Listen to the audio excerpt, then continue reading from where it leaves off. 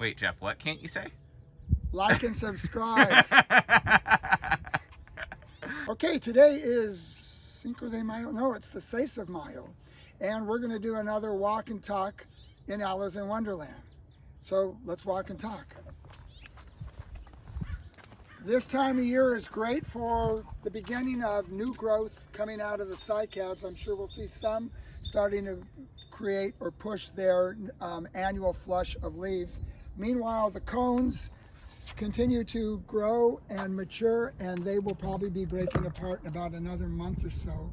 There must be 160 female Encephalartos cones and a dozen Dion cones that I pollinated this year, so this year's harvest should be quite substantial. I think we've talked about Mickey Rooney in the past. This is my favorite Brachychiton rupestris, or Queensland bottle tree. This guy was in a 5-gallon pot in the back of my Honda Civic 11 years ago. Hard to believe. Just so you can see the scale. Here's me and Mickey together, side by side. I haven't grown nearly as much as he has in the last 11 years. Probably a good thing. Probably a good thing. Here are more female cones. I tagged the cycads so I remember where they all are, because it's easy to forget when you've got so many cones around the garden and you don't want to lose them. It's a lot of work to get them pollinated. What do we have? Oh, there's an Aloe sabaea blooming up there. It's one of the last bloomers in the year. Aloe sabaea comes from Yemen. It's a cliff dweller. Doesn't really like full sun, but I've got it in the full sun here because I had a place in the garden to put it. Behind it is an undescribed Brahea from Oaxaca. That's one of the most beautiful palm trees. It looks like Brahea armata, but if you look closely at the petiole, there's another one right here. The petiole is an urn, or has no spines, no teeth. You can run your hand down the petiole with impunity. And it's actually, I think, a nicer color than Brahea armata. And what's this one here? This is a really unusual one. This is called Brahea clara. It's the mainland equivalent of Brahea armata. It has longer, more dissected, somewhat greener leaves and more conspicuous spines on the petiole. A lot of people think it should be recognized as a distinct species, but it isn't. I don't know if it's a subspecies or just an informal name, Brahea clara.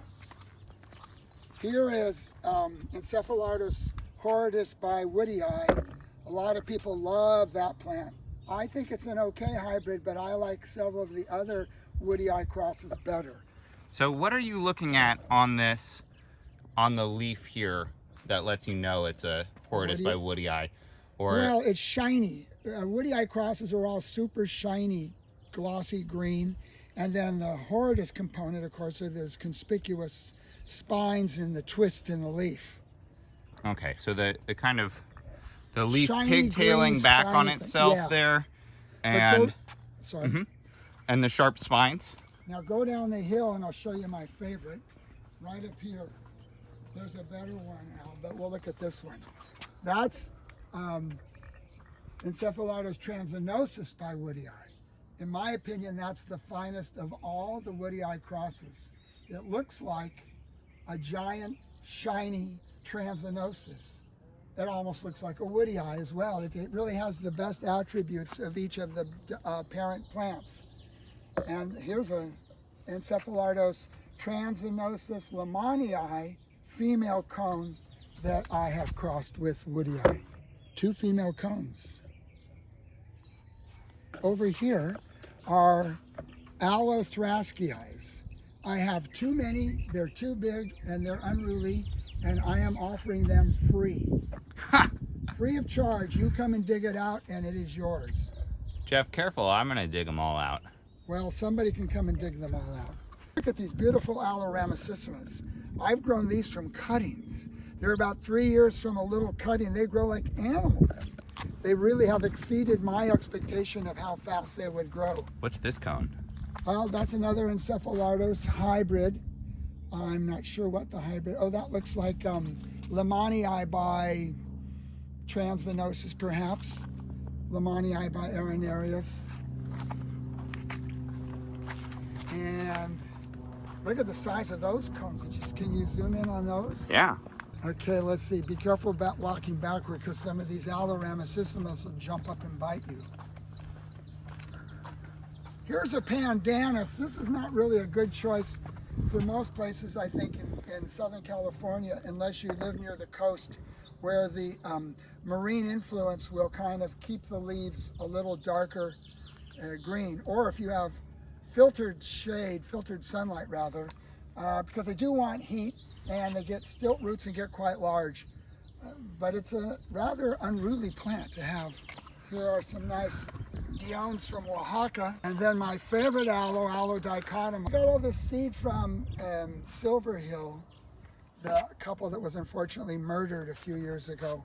Jeez. But before they suffered that misfortune, I got some seed from them of both dichotoma and ramosissima.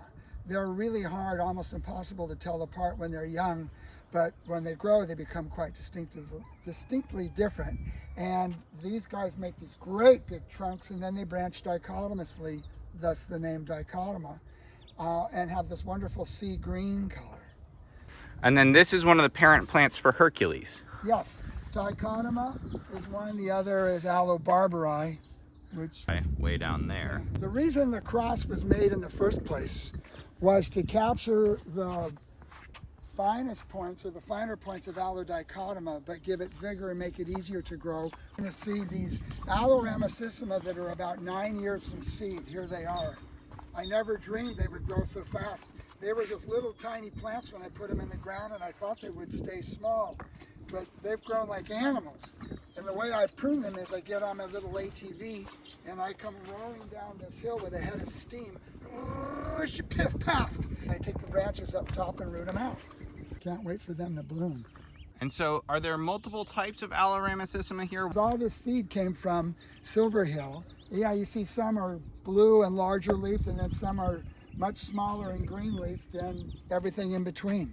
So they probably were all wild collected seed, and I have seen ramosissima only in the Richtersveld of South Africa, and they all look pretty much the same to me, but clearly there are different seed sources.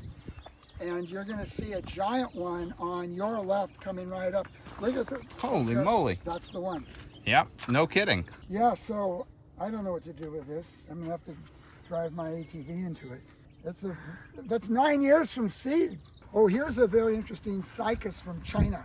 This is Cycas panzhihuaensis. There's another one over there, but they become these monstrous things with many heads and look decidedly different than any Cycas revoluta.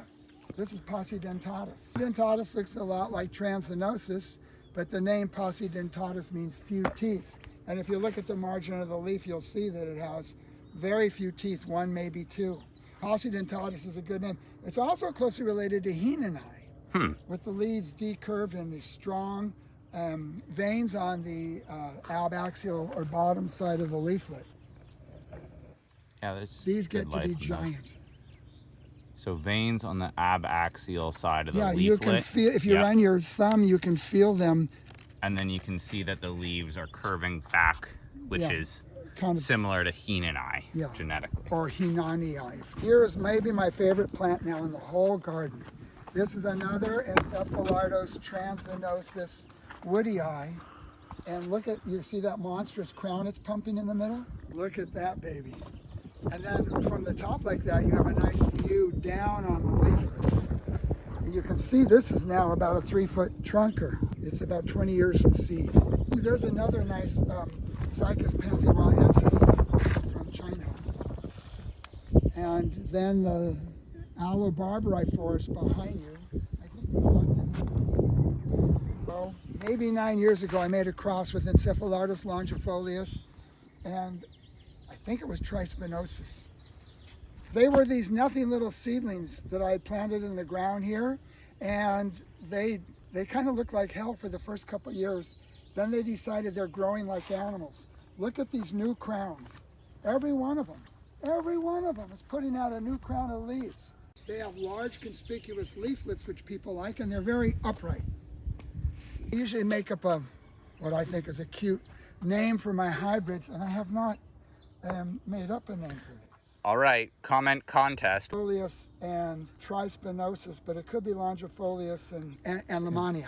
And somewhere buried down in there will be the label that tells me, but I can make up a name that doesn't reflect the component parents. Like we can call it the Grecian Urn.